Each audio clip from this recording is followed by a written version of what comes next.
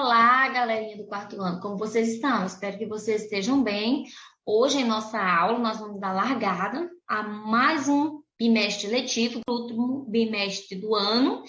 Peço que você continue se dedicando, realizando as atividades propostas por seu professor, para que assim você possa obter um bom êxito. Em nossa aula, vamos falar sobre o processo que conduziu à abolição dos escravos, assunto esse que a gente já vem abordando no decorrer dos anos, que lá na formação do Brasil, quando eles foram plantar a cana-de-açúcar, trouxeram vários africanos para se tornarem escravos em nosso país. Então, a partir deste momento, nós vamos estudar acerca do processo que conduziu a esta abolição, a essa libertação. Bem, no Brasil, a escravidão ela durou mais de 300 anos. Durante esse longo tempo, as pessoas escravizadas eram a principal força de trabalho na economia brasileira. Os escravizados, eles plantavam, eles colhiam, eles transportavam, moíam, construíam casas e nelas trabalhavam, cozinhando, lavando e passando.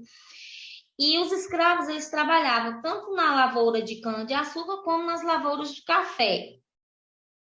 Então, pessoal, o processo que levou a esses motivos para que as pessoas lutassem pela libertação dos escravos, ou seja, os motivos que levaram à abolição foram os seguintes. Primeiro, a luta dos escravizados por liberdade.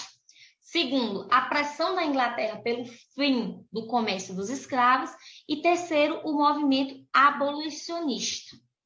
Então, acerca das lutas onde os escravizados buscavam a sua liberdade, os escravizados eles resistiam à escravidão e eles desobedeciam a seus senhores, eles jogavam capoeiras, eles promoviam revoltas e fugiam, formando assim os quilombos.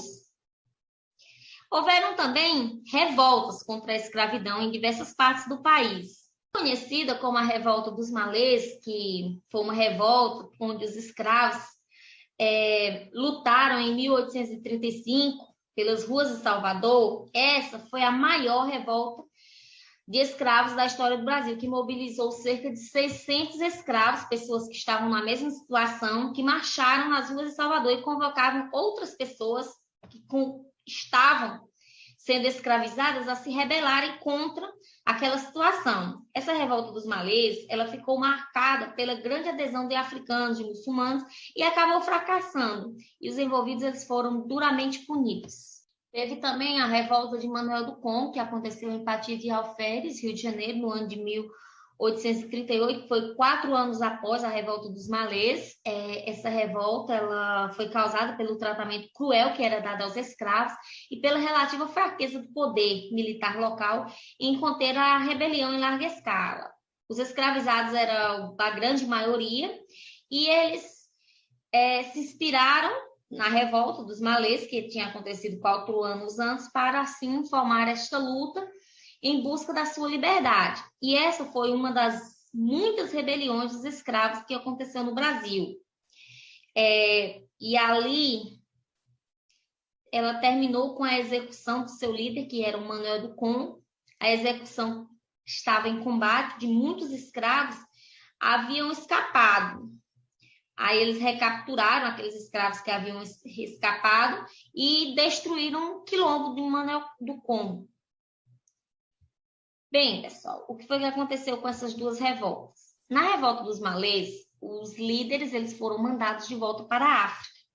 E na revolta de Manuel do Congo, o líder, que foi Manuel do Congo, ele foi executado na forca. Mas mesmo assim, embora essas duas revoltas elas tenham acontecido um fim trágico e negativo, essas duas revoltas elas contribuíram muito para que enfraquecesse a escravidão que assolava o país naquele momento. Outro motivo que levou ao movimento de abolição foi a Inglaterra, que estava contra o comércio dos escravos. Durante muito tempo, a Inglaterra lucrou com a venda daqueles escravos, mas no início do século XIX, esse país passou a combater o comércio de escravos para o Brasil por dois motivos principais. O primeiro motivo é que a Inglaterra ela queria ampliar a venda de suas mercadorias e, para isso, ela precisava de trabalhadores assalariados, já que os escravos eles não tinham dinheiro para comprar as mercadorias inglesas.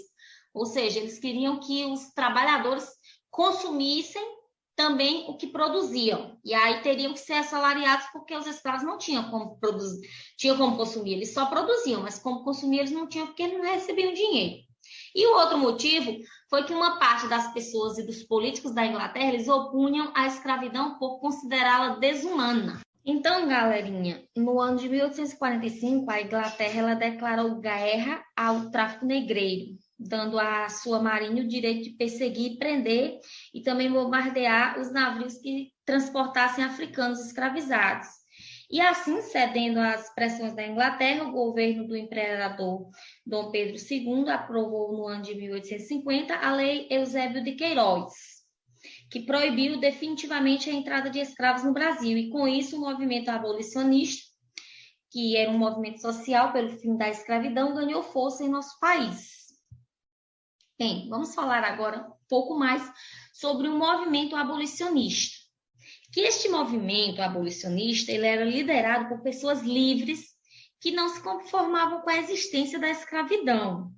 Eram jornalistas, engenheiros, advogados, escritores, políticos. Vários deles haviam sido vítimas do preconceito racial por serem de origem negra ou por terem amigos negros.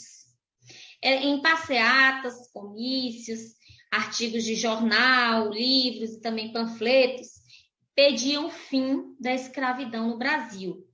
Entre os abolicionistas, haviam políticos de família tradicional, como o pernambucano Joaquim Nabuco, e também afro-brasileiros, como o jornalista José do Patrocínio. Bem, essa foi a nossa aula de hoje. Deixo aqui o meu abraço virtual. Realize as atividades propostas por seu professor e no próximo vídeo continuaremos a ver mais acerca deste conteúdo. Fiquem com Deus.